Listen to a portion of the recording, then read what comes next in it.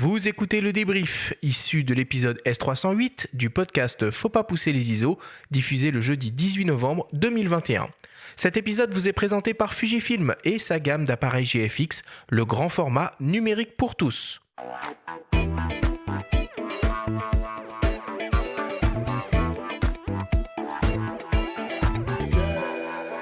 Nous sommes toujours avec les photographes Florence Joubert et Jean-Christophe Béchet pour parler de l'expérience, de l'exercice du documentaire photographique. Florence, Jean-Christophe, si on devait essayer de résumer, de synthétiser en quelques secondes, en quelques minutes, ce qu'on s'est dit pendant cette émission, qu'est-ce qu'il faudrait retenir? Florence, c'est toi qui commences. Interdiction de prononcer le nom de Viviane Maillard. Ah oui, je ne remonterai pas jusque-là, puis je laisserai les spécialistes en parler.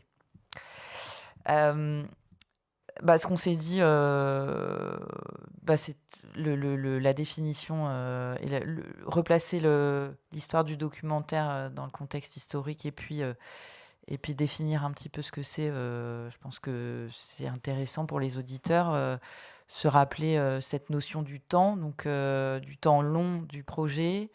Mais moi, je tiens donc aussi à ça, cette histoire de l'expression du temps dans ces travaux-là, qui du coup n'est plus le temps forcément de l'action et qui vient un petit peu étoffer le propos et la narration.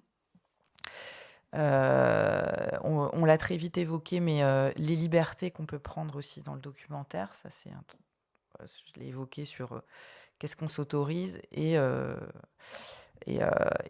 dans quel but. Tu veux dire d'un point de vue esthétique surtout ? Ouais. Sur, moi j'évoquais les mises en scène, mais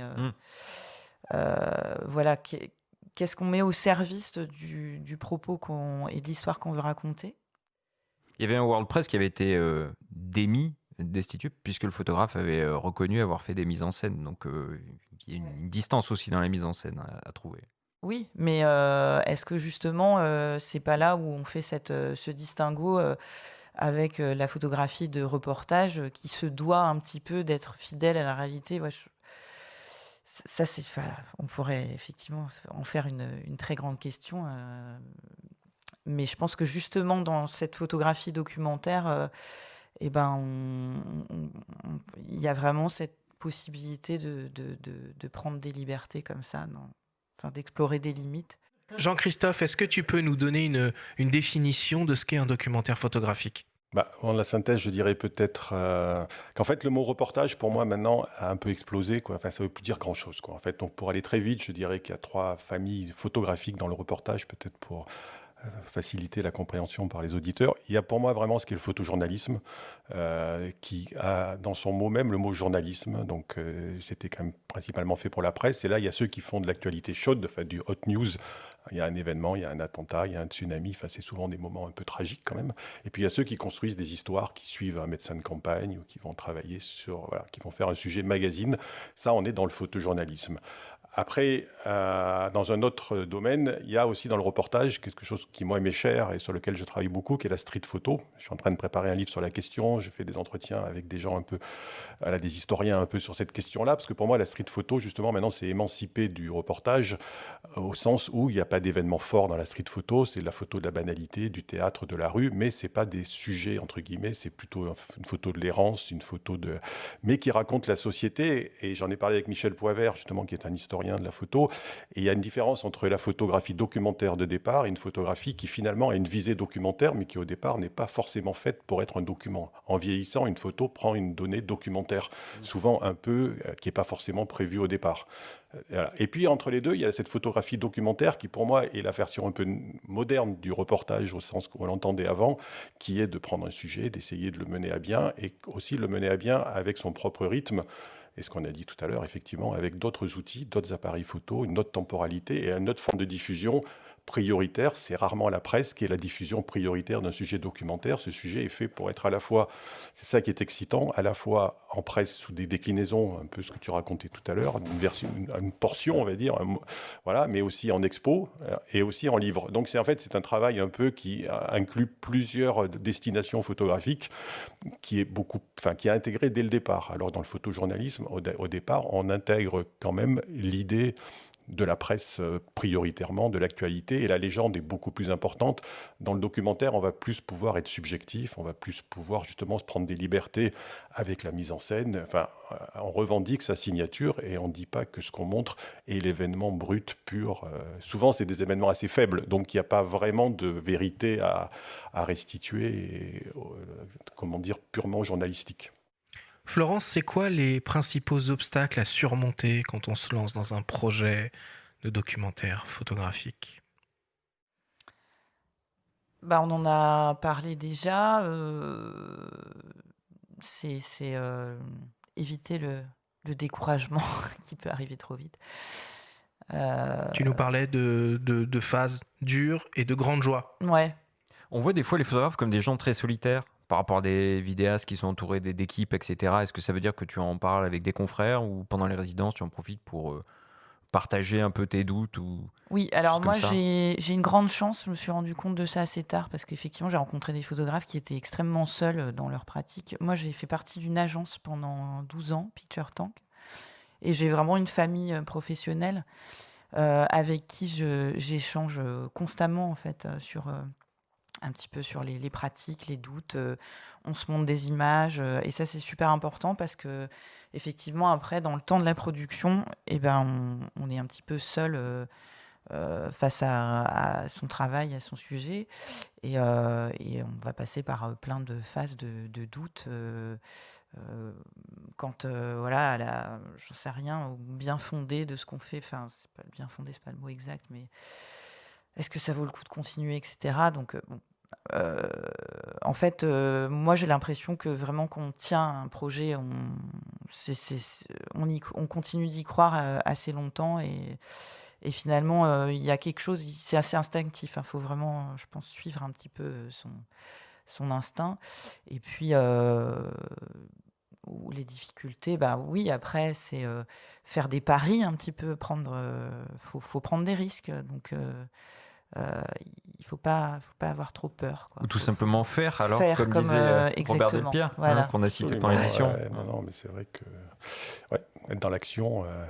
Et puis tu disais le grand risque, donc pour rire souvent je dis, le risque de la photo documentaire, il y a quand même un petit risque à mon avis esthétique, c'est de faire des photos que je vais appeler un peu chiantes pour être clair.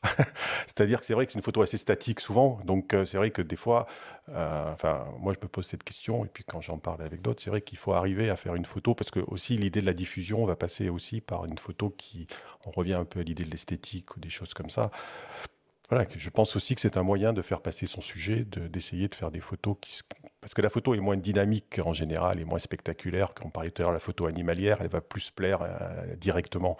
La photo de reportage, d'action, la photo de guerre, c'est beaucoup plus excitant d'entendre parler un photographe de guerre parce qu'il va parler de l'actualité. Un photographe documentaire, le danger, le risque, c'est de faire quelque chose d'un peu ennuyeux.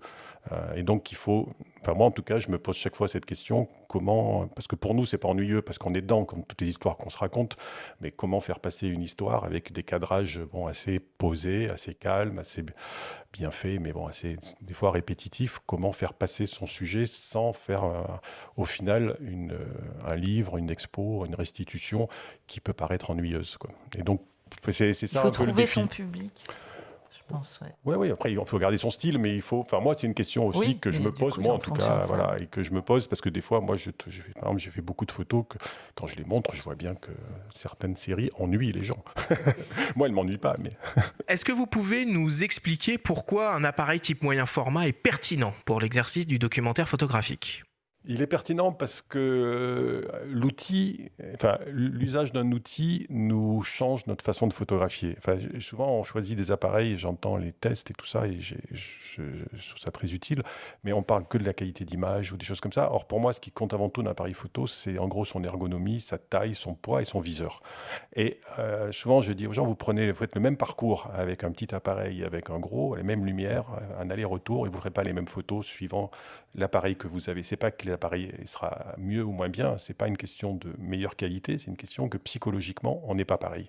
Suivant l'appareil qu'on a, c'est comme, souvent je compare avec la musique, c'est comme jouer du violon ou du violoncelle, ça peut être assez proche et c'est très différent parce qu'on n'a pas le même outil. Et donc avec un moyen format, on va nécessairement voir des choses différentes parce qu'on se programme un peu en fonction de ce qu'on a. C'est un peu la même histoire que le noir et blanc et la couleur. C'est-à-dire que quand on décide de faire du noir et blanc, on voit noir et blanc.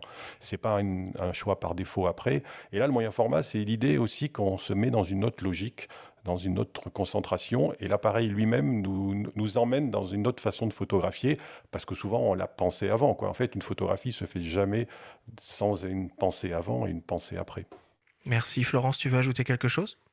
C'était assez complet, effectivement. Je pense que ça, tu disais que ça détermine un peu aussi la condition mentale dans laquelle on se met, c'est même en fait physique. Hein. Tu parlais du violon, du violoncelle, mais effectivement, on a un positionnement et donc tu faisais très justement référence à la distance tout à l'heure. Je pense que voilà, il y a la façon dont on tient le boîtier, il y a bien évidemment aussi la focale qu'on utilise qui vont déterminer un petit peu comment on se place par rapport au sujet et ça va être le prolongement d'une intention qu'on veut donner justement dans le projet. Après, moi j'évoquais aussi tout à l'heure la rigueur un peu qu'impose le moyen format parce que on a beaucoup moins le droit à l'erreur que sur du 24-36. Il y a un champ de netteté qui est super fin, donc on ne peut pas se tromper. Donc on est obligé de se poser, vraiment de caler son cadrage et sa mise au point beaucoup plus précisément.